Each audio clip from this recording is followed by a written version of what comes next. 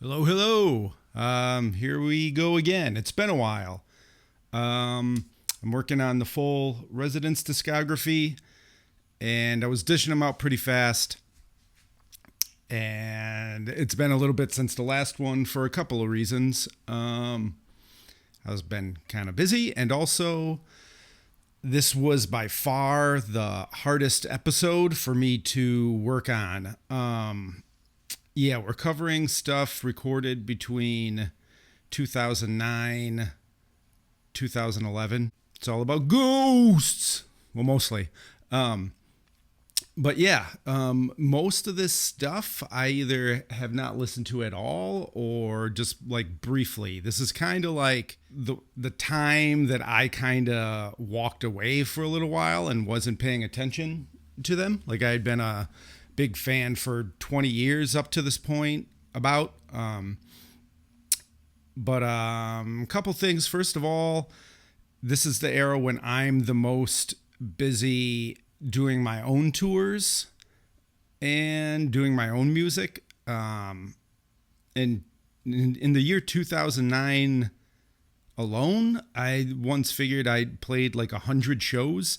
So yeah, I wasn't really going out watching shows or paying attention to other bands very much. I was still kind of real butthurt and disappointed about the lead female singer being gone. And I think I was getting real sick of the talking. So yeah, but it was very fun and interesting for me to go back and listen to this stuff. Since I wasn't very familiar, I listened to all this stuff like 5 or 6 times each. So that's what I've been doing. And it's a lot of the same stuff. So it gets really confusing. And I also couldn't figure out what order I should talk about the stuff. Like do you go by when it was recorded or when it was released? And I haven't been super consistent with that because it depends. It just on the era. Like sometimes it makes more sense to talk about it when it's released. Sometimes it makes more sense to talk about when it's recorded. And there's also a lot of stuff that's all like one project. So I want to talk about all that stuff together. So yeah, this is going to be a little jumbled and confusing. It's a very kind of sloppy time. So yeah. They had just gotten done with the whole Bunny project. That's the last episode. Bunnies. And they're supposed to do another album for that, which is what the last episode ended with. There's a bunch of demos and unfinished stuff, but they threw it all away for this new project, Ghosts, creepy ghost stories, which is kind of awesome. Yeah, but they never seemed to quite get it right. We'll get into that. So in 2009, the first thing we're going to talk about is going to be based on recordings, recording year. They recorded new demos instead of, they're like, you know what, we're sick of these bunnies stuff. We kind of like this idea better. And they cut a bunch of demos that wouldn't be released for a few years. It would eventually come out as Night Train to Nowhere. So recorded between March and June of 2009. These are early demos. Eventually they would become Talking Light. That's the majority of this episode is all about Talking Light related things, and a couple others. But yeah, these are the earliest demos. They're cool ghost stories. There's cool music behind them. But yeah, the thing with these recordings, they're clearly not finished. It's a really cool idea. They are demos. They end up feeling a little bit like River of Crime, where it's interesting, but you probably won't play it a whole bunch of times. In this version, Randy is doing all the narration and characters for every song. Every song is a different, like, creepy story. And also in these recordings, these original demo recordings of it, the effects on the dialogue is limited to just like maybe a little like reverb or something, which some people might find boring, but it's a lot easier to understand. You can understand what he's saying pretty much on this entire demo album. I'll be talking about that more with the later things. The version of Talking Light, the track Talking Light, the song Talking Light, whatever you want to call it, this version is a way slower pace. It's got some simple drones in it. It's very different. It almost ends up having a more like God in Three Persons feel to this version of Talking Light. Just he sounds very much like his character, his Mr. X character in God in Three Persons. So yeah, that's interesting. This was not released until 2012, and when it came out, it was just a super limited edition, like picture book and like CDR, I think. Total, out of all the slight different variations there's like 3 like different types of releases, like super deluxe version, regular, whatever. I don't have any of them. There's only 250 total out of all of them, and they sell for like hundreds of dollars. So I'm not going to be doing that. Yeah, the stories are cool. It sounds like Randy's having a real good time with these. And yeah, it sounds like a really cool idea. I get why they ditched Bunny Boy and decided to move forward with this.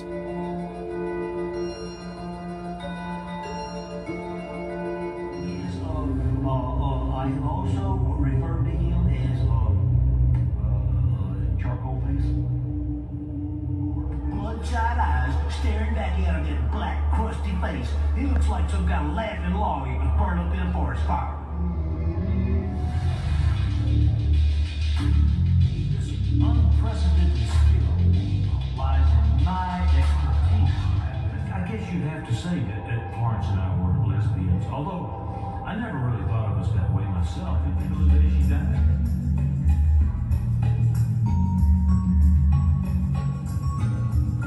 Time she kissed me. O is for the only mom I know. T is for the tender way she treats me.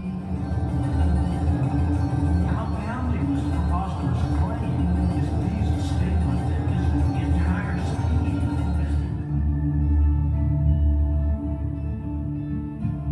hars the rage inside her soul. If you find my baby inside, please bury him.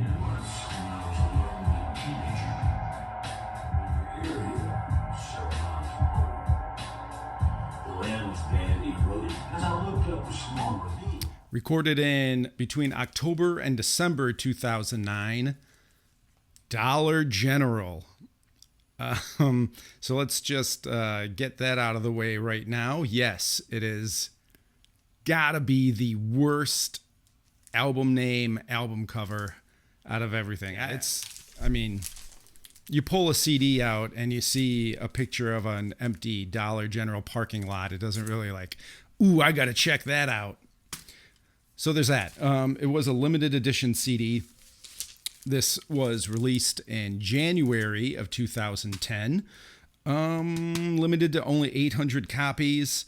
It's pretty cool. It's like more of that like postcards from Patmos style stuff, where like droney, moody instrumental music. Again, it was used as like walk-in music for the tour.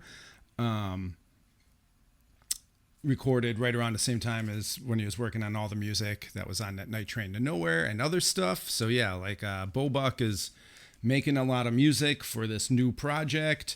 It's pretty cool. I don't think it's as good as Postcards from Patmos, but it is pretty good if you like the Bo Buck stuff. And I would say maybe check this out if you like the Bo Buck stuff.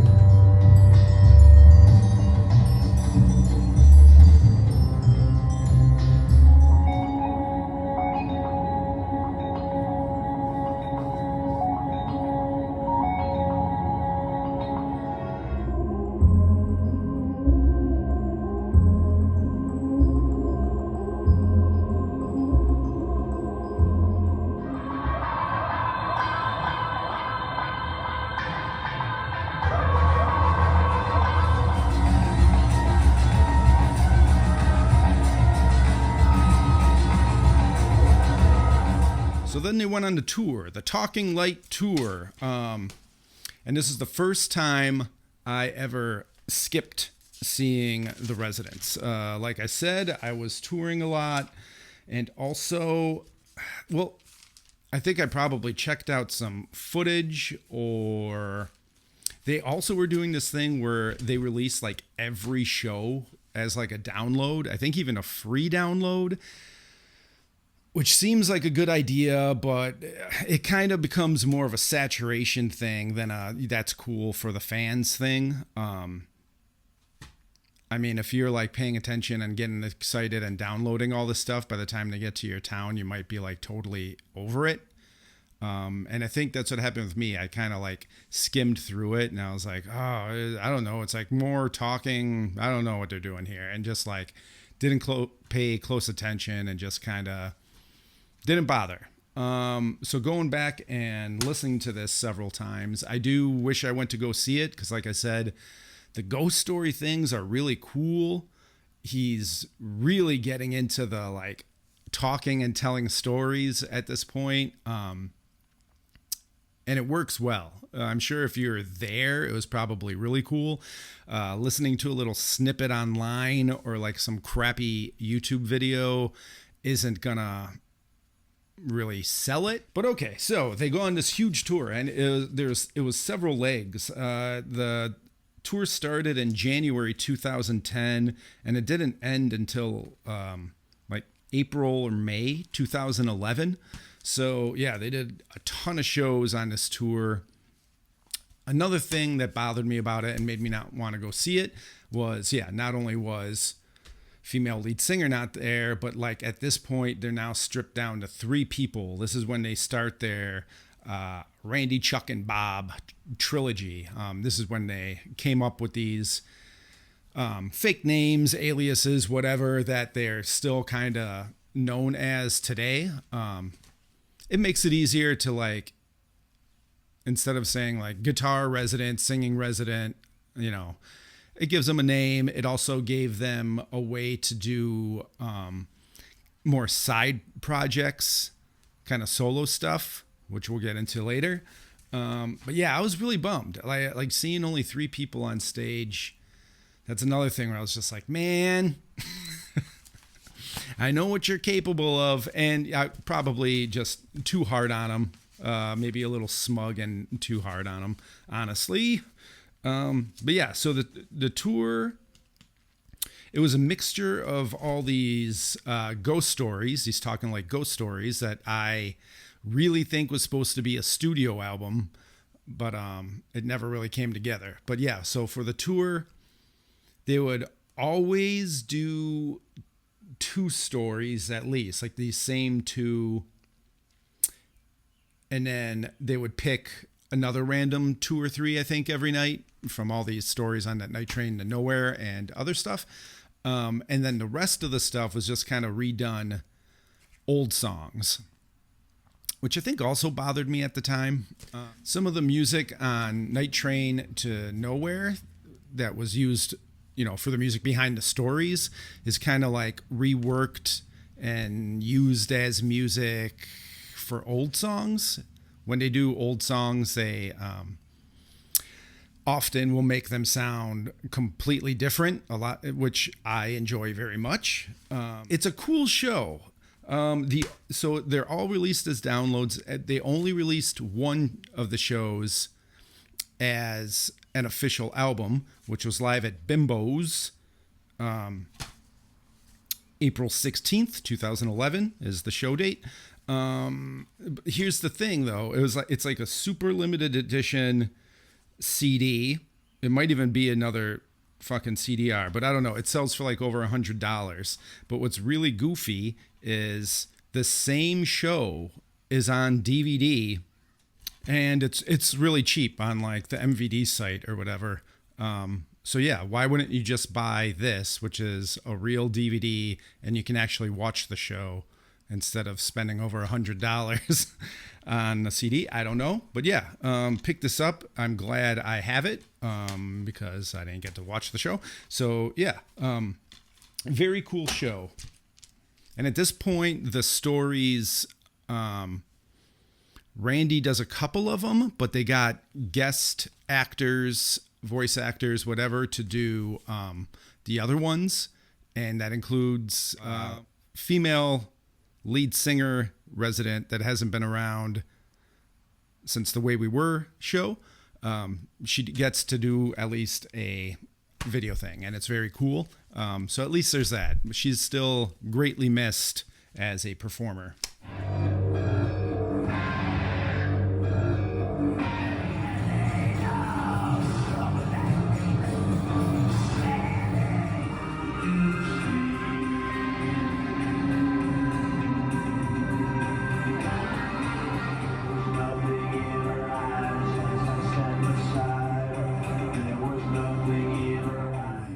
Well, I'm sorry to say that Carlos has retired. After almost 40 years, Carlos has gone back to Mexico and he's taking care of his mom now. But he's still in our hearts. He's still in our hearts. We love you, Carlos. We love you, buddy. Dear God, help us. I think so now.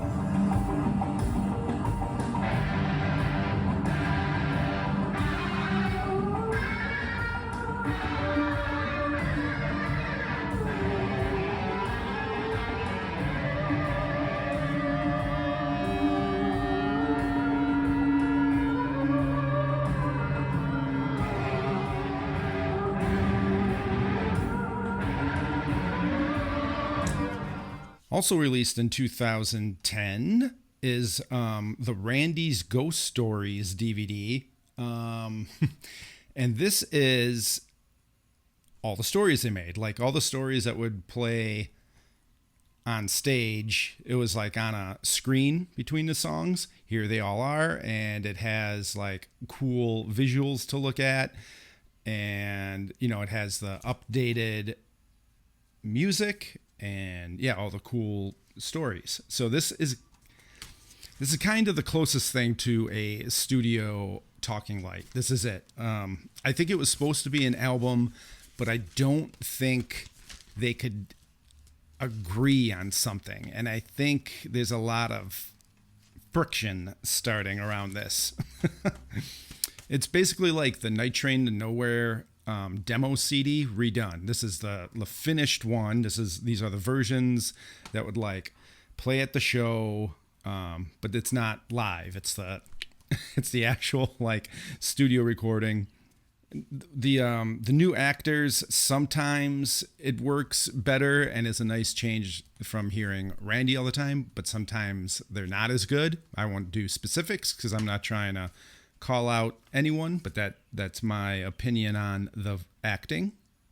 So and these, unfortunately, they put this harsh, like kind of metallic effect on the dialogue for whoever is telling the story, and it just, I get it. It sounds more like sinister or creepy or something, and helps with the vibe of like a creepy ghost story. Unfortunately, it makes it really hard to understand some parts. They even like hurt your ear. It's kind of like all the S's are really, bright and harsh. And for it being just like ghost stories, you know, they're just stories. They're not songs. You should be able to just clearly understand them. You shouldn't have to like struggle to understand what they're even saying. So that's my critique of that. At least it's not on the singing parts. There are like these little tiny singing parts, which the original demo version did not. At this point, they've really figured it out how to like keep it interesting. You know, they almost have like choruses on some. Yeah, they really polished the storytelling at this point. Unfortunately, those effects bother me. So if you didn't want to pay attention to the stories, there's also a version called Chuck's Ghost Music. So you have Randy's Ghost Stories or Chuck's Ghost Music. And it's kind of the same thing, just with the dialogue cut out. And I kind of like this idea, but I kind of don't. I like it because this is really cool music. I was going to put this on vinyl. I licensed this, but I've been told not to say why, that I talk too much in these videos. But not going to happen. Sorry. It's a really cool album. It's really great Bobuck stuff. And I do think it gets drowned out from the stories a lot. So I get it. I feel like if they could get a good mix and a good edit done, both could have really shined and helped each other out. But instead it's sort of cut out all the dialogue and here's the music, or like the dialogue's really on top of everything and you don't really get to enjoy the music and you're just going to be focusing on the story. Yeah. Unfortunate, but at least you have that choice. Yeah. These are both recorded probably 2009, 2010-ish. But the Randy's DVD did come out before the Chuck CD. There are a few different versions of these. None of them are particularly great, but they are there. I think they are starting to get a little on the rare side. But yeah, they are out there. They're not grossly expensive. It does look sort of like a super cheesy Nickelodeon Goosebumps, Are You Afraid of the Dark kind of thing vibe going.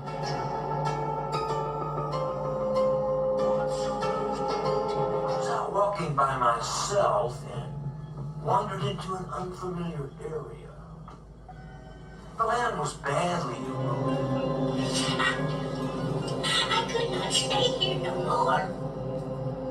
Something is my baby in that house, and I can't get him back. In a life, lost in a lack of touching forever.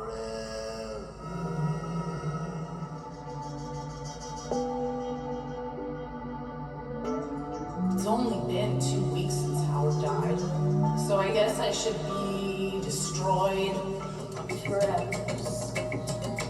Until the sound of shouting opened my empty ears.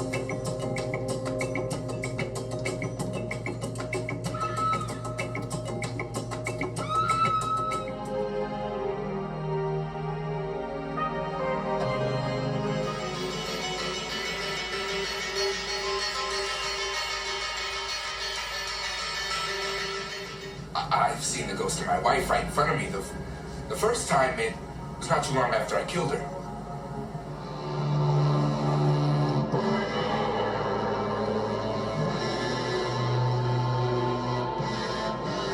Of anyone being haunted by a snake? Probably not. Me neither. Except Right, it's gone.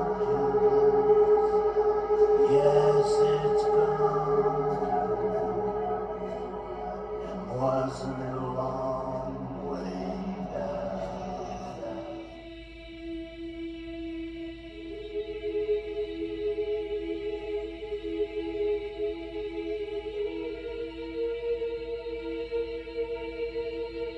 Lesbians, although it just seemed to me like we were really, really close friends. What?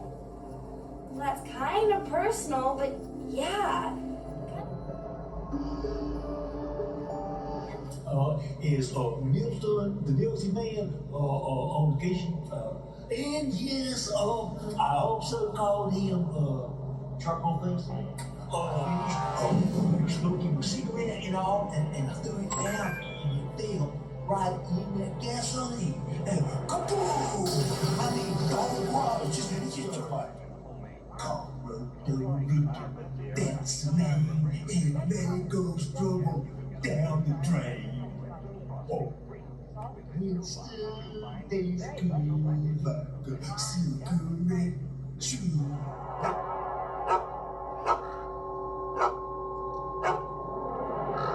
Pudding killer? He was pretty famous back in the 80s. A serial killer who stuffed his victims' mouths full of pudding roll-ups. Pudding roll-ups were this kid's snack food back in the Pudding roll-ups, pudding in disguise. They can be lots of things pudding can't be, but the yummy, yummy taste, that's pudding to me.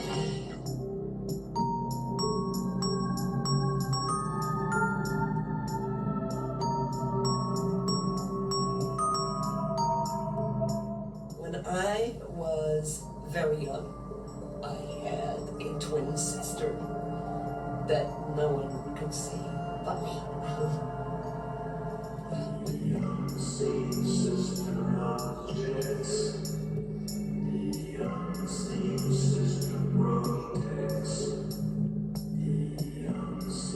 Finally, what are we on? Like all right, this is like the 6th Talking Light release now. Lonely Teenager. When I first got this, I was very confused because I didn't go to the show. I hadn't been paying attention to what was going on. And then this CD called Lonely Teenager comes out. Talking Light presents Lonely Teenager. I don't know. It's so confusing. So yeah, I was kind of confused by it, and I didn't like it. I was like, it's just like a bunch of old songs. So what I think this is, and I think if people knew this, I think that it would be appreciated more. This really doesn't get too much love, and it's way better than what I initially thought. But so what I think this is this is basically like Roadworms. You know how during Wormwood they had the super digital, sounds like a demo studio version of Wormwood, but then they formed a full live band and they were doing the tour, and the live version was way better. So they jumped back in the studio and did a studio recording of the full band version. So it's a studio version of the live version of a studio album. That's what Roadworms was. I think that's what this is. Lonely Teenager. They were doing the Talking Light tour. They had all these new versions of old songs that they had been playing that are really good. And none of those other Talking Light things were very satisfactory, I don't think. So that's where this comes in. And yeah, it's really good. So unfortunately, they only kept 2 of the actual Talking Light stories for this. So even though this is also very close to a studio Talking Light, they chopped it down to only like the 2 must have been their favorite stories, Unseen Sister and the track Talking Light, which are probably the most solid stories. I think those are the ones that they always did at the shows. But yeah, it's a bummer because these are, well, they're kind of the best versions, but also those damn effects again. It's hard to understand it, especially on Talking Light. Unseen Sister, like I feel like if you have headphones on, it's okay. But I've been in other situations where I can't understand what she's saying. So yeah, real bummer as far as that goes. The album kicks off with a really good, super long, super slow version of 6 More Miles. I think it's the first time they played it like this. This would become a thing that they do at a few of the tours coming up. Probably one of my favorite Residence tracks ever. It's a great version. Then there's a good version of My Window, which originally female singer did, but now Randy's taken it over. I think it's pretty awesome, and I think this is one of those discs that you can get for like $6 from MVD. I think everyone should have this.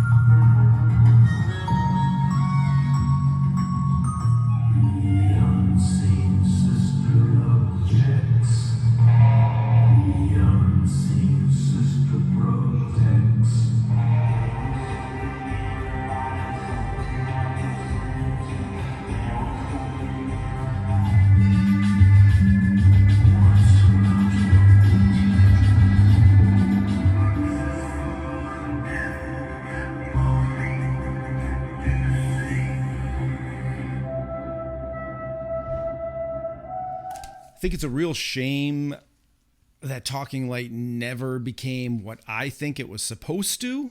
I mean, I could be wrong, but it seems like they're trying to make a studio album and it just never came together. So instead, it's like all these sort of the same thing, but just not quite realized. And it's weird to me. Yeah.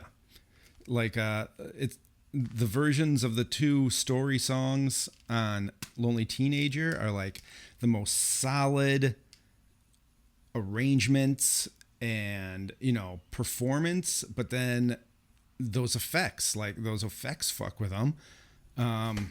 So you gotta go through this stuff, and I still don't know like which one I prefer, because it's like the demos, you can really understand them. The music isn't quite there. His delivery isn't quite there on some of them. Then you got the like DVD that's kind of drowns the music out. You got the CD that doesn't have the stories on top of it. It's got maybe just stick to the live DVD and Lonely Teenager CD, I guess, which I guess is why those are the biggest releases. They're not limited edition and stuff. I think you can get both for cheap. But yeah, that's the Talking Lights story, and I think it caused some issues.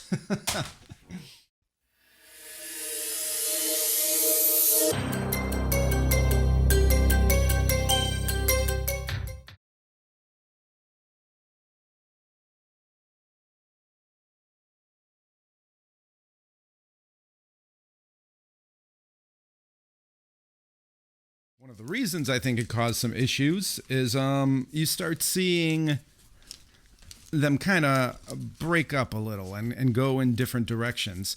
So during these legs of the Talking Light tour, Randy goes off and he starts doing his thing. Well, it depends what you... I mean, I'm not positive on this one. Okay, so there's a one-off residence show.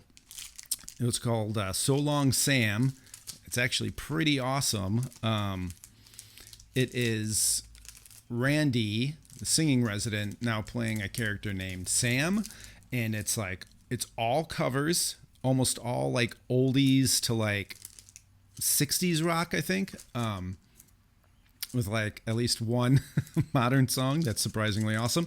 But yeah, they did this show, and it was originally billed as a residence show and as an unplugged residence show to kind of break up the Talking Light legs. And there's like a couple people on violins, someone on a keyboard, someone playing percussion. I can't think of what else, but yeah, it's like a 6-person band, and it's really cool. And I really like these versions of these songs. The reason I'm not sure about it actually being residents is because Bobuck is, I don't think that's Bobuck on the keyboards. He wasn't like a great keyboard player. He's a great like programmer and MIDI stuff, and he did some percussion sometimes. He did a lot of things, played a little guitar, but like, yeah, he wasn't like a crazy skilled musician. So I don't really think that's him. There's definitely no Bob on guitar unless he plays a different instrument, but I don't think so. Again, I didn't bother asking anyone about this stuff because I think at this point I've bugged them enough. But yeah, I think it's just different people. Maybe it's other people that have been involved with other projects. But yeah, Randy definitely there, and he goes off and does this, and it's awesome. Recently released, it was just sort of a done and forgot about thing for a long time, but this just recently came out. But the days grow short.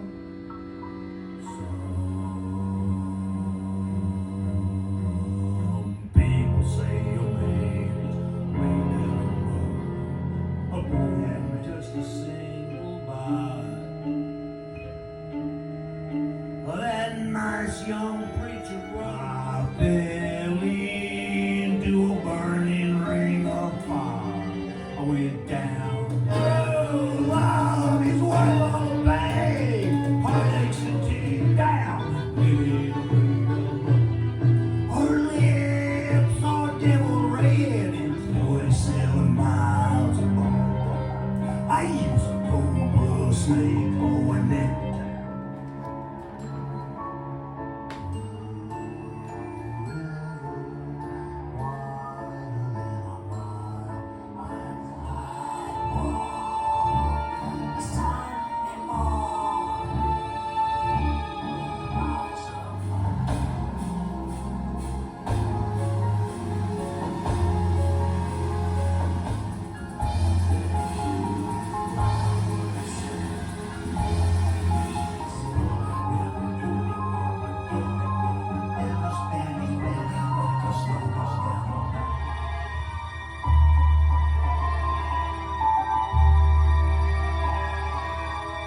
Then in October of 2010, hey, get out of here.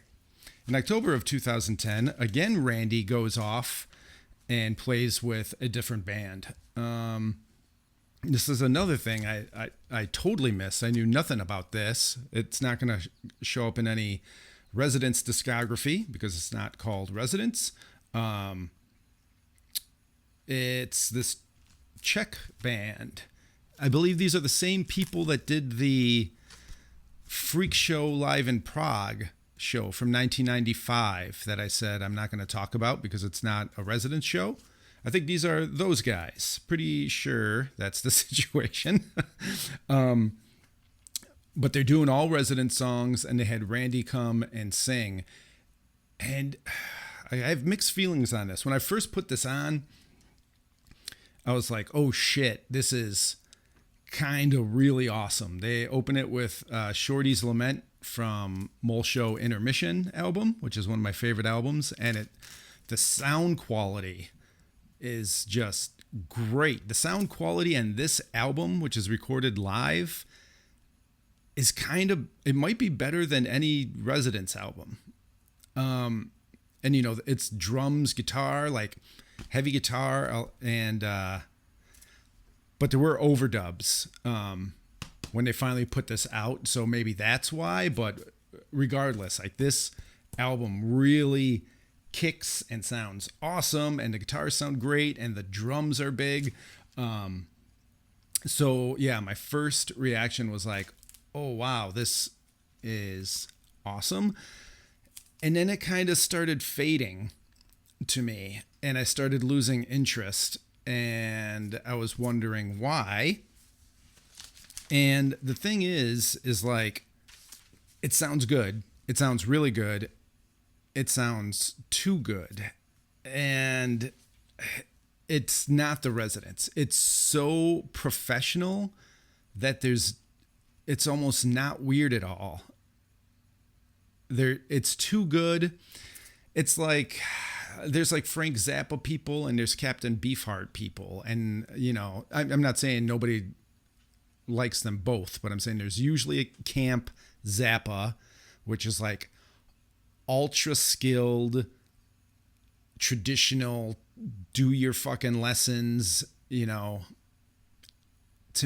me, it's never really been weird. I think Zappa is a very, very normal musician with a kind of a silly sense of humor, trying to be weird. And then you got Beefheart, which is the true fucking weirdo, just totally bonkers, wants to do everything wrong. And I love that. I'm more of a Beefheart guy.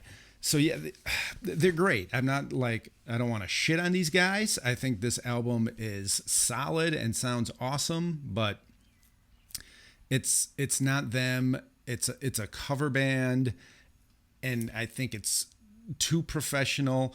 Also, every song they do, Man's World, Constantinople, they sound a lot like the original album versions. Like these are not like new arrangements. This is like a good cover band, tribute band doing the album versions, which I bet a lot of people really want this. A lot of people are probably annoyed that they can't even tell what song is what when they go see The Residents sometimes. And this is actually what they want. Like 6 More Miles from the Stars and Hank album. This is the only time I think they ever played it. Well, they didn't play it. This band played it, and Randy sang it, where it sounds just like the album. Again, it's cool, but yeah, it's too professional for me. So this is the first time I kind of feel that way, and that'll come back in future albums. Not The Residents. Randy seems to be having a real good time. It's a good recording. I'm glad I have it. I had to, pay crazy shipping from Europe because that's where these were made. There's like no one selling vinyl copies of this in the States. So, but yeah, I'm glad I have it. It's not going anywhere. I'm glad this video series made me pick it up.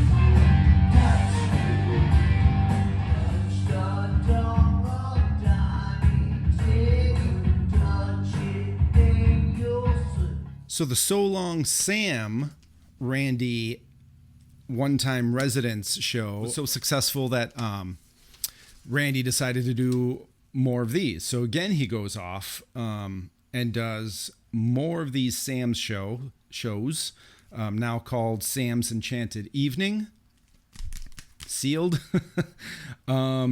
But this time, it's not the cool band. It's not called Residents. They don't have several people on stage. They just strip it down to Randy singing and guy on a keyboard. And I have not played this one over and over. I don't think this one is for me. I kind of hate piano, first of all. So yeah, without the like cool strings and stuff, I found it a lot less interesting. He seems more comfortable at these shows. Randy does.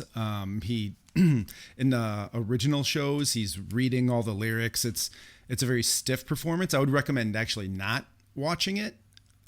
I actually liked listening to So Long Sam better on CD than watching. You can find footage on YouTube. There's only a little bit of footage of these shows, and he like is dancing around doing his Randy thing a bit more. But yeah, I don't know. I'll have to give this some more listens. So I guess I probably shouldn't have made this video yet. But you know what? I'll crack it open, and we'll do that right now because I don't even remember. But yeah, not as good. But again, third time Randy goes off to do things.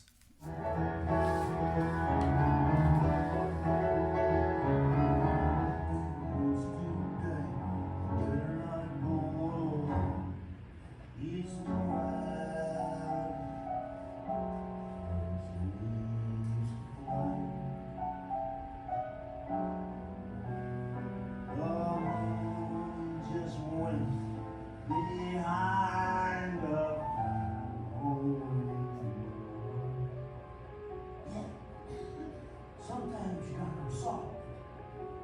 Walk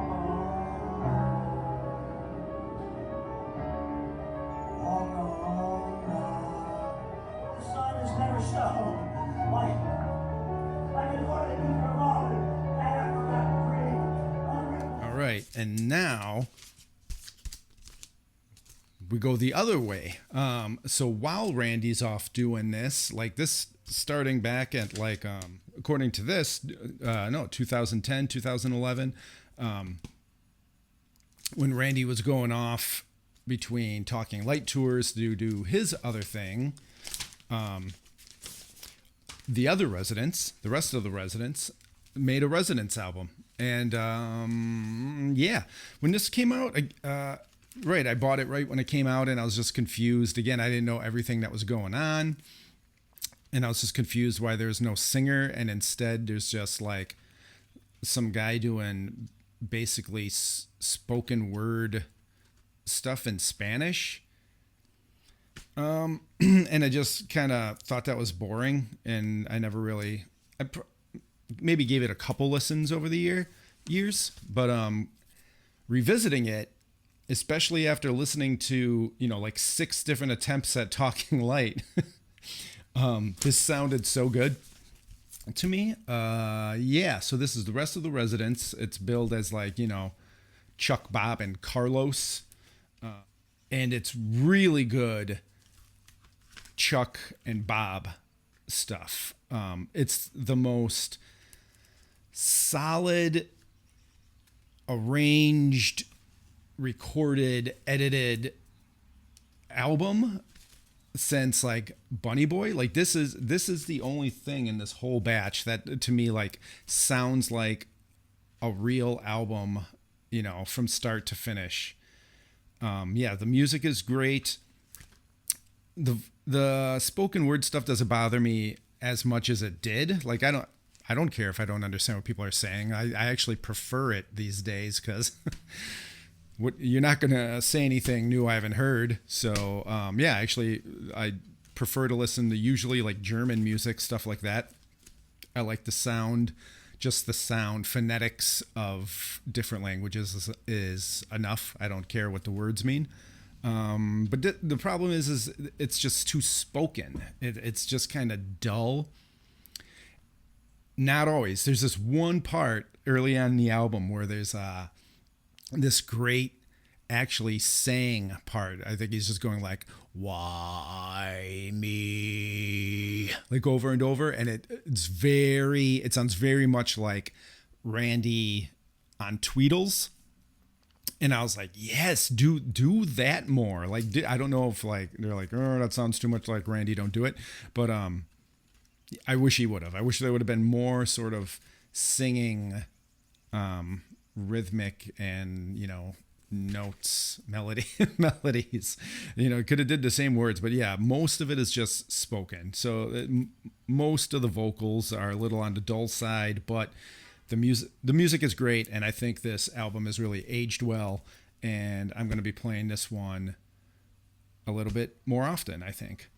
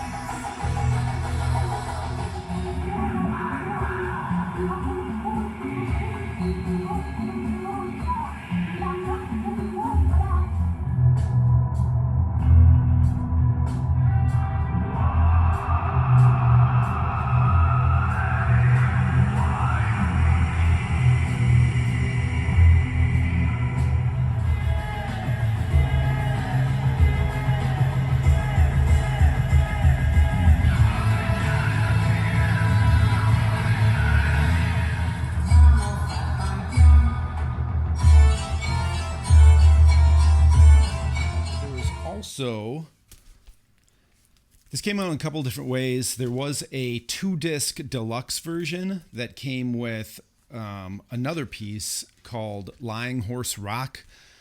And for a while it was like super rare, but then it ended up popping up and being sold as a Bobuck CD.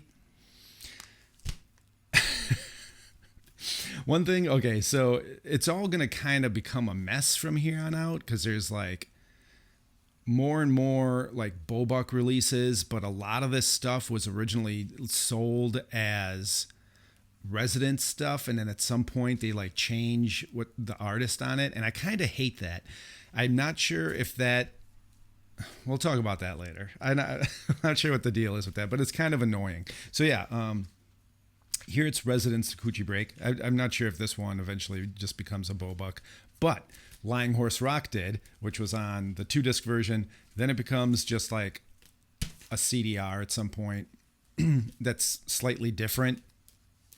I didn't A/B them, so I don't know if they actually are significantly different. But yeah.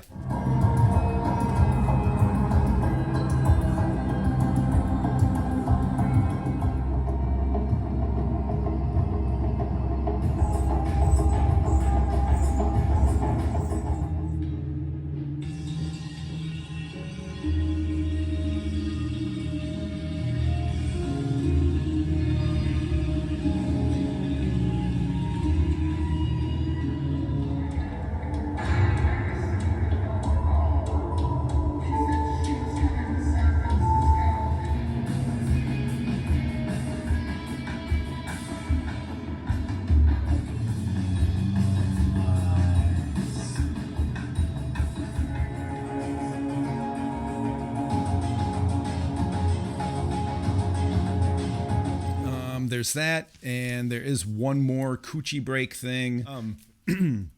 Also, is this called Coochie Break? Apparently it's named after a place, but like, is that really how it's pronounced? Because I hate calling them like, oh yeah, the Resident's Coochie Break. I feel like I'm talking about a Luke and Two Live Crew album. If you're my age and you grew up in the ghetto, Coochie Break is like something else. It's not about Louisiana. Oh yeah. But anyways, so there is one more Coochie Break thing. It's the CB suite, and that wasn't released till way later on like a Bobuck CD that just smashed that together with Maxine, which is another thing that's supposed to be the Residents because it's a Demon's Dance Alone thing. The name Bobuck didn't even exist yet. This is what I'm talking about with the changing of the names. I don't personally like it. But yeah, that one is just, it's like a remix of this material. I don't know if it's also some other material that's not on this, but I found it a bit more boring. Same thing with Lying Horse Rock. I found that like not quite as good as this. That seems like extra stuff, and I guess it was. They're just like bonus discs and shit for later on. But this is a real deal. This is a real album to me. So yeah, check this one out. The other stuff is like pretty good if you're really into that boba kind of stuff.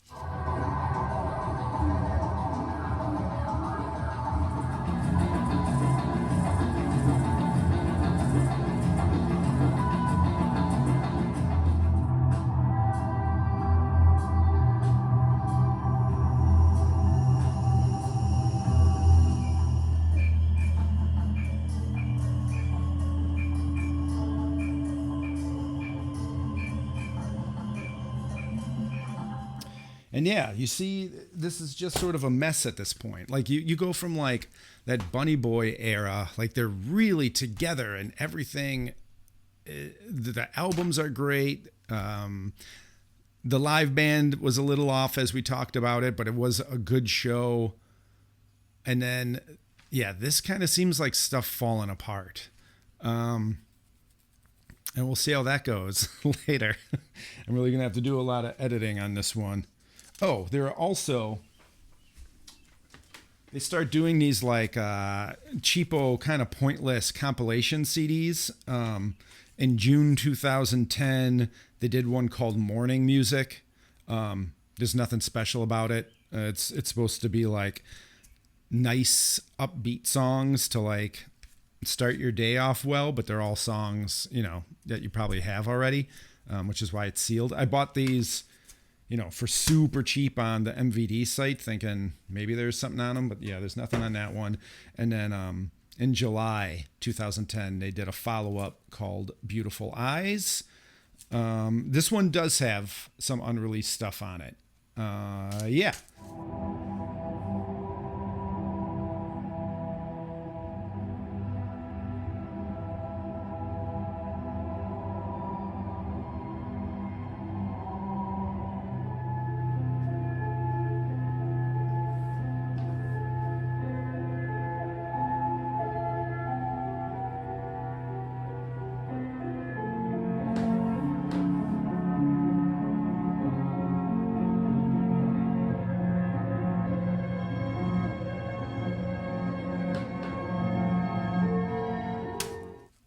That's it. All this stuff we talked about is basically like 2009 to 2011. Yeah, I think Talking Light is another like casualty, kind of like the Man album. I think they just couldn't make it work, and I think to me it seems like that kind of pushed people to start going and doing other stuff. Maybe I'm wrong. Maybe it's a coincidence, and they just, you know, like doing other things, but you know, you make up your own mind, think whatever you want. And we'll see what happens next.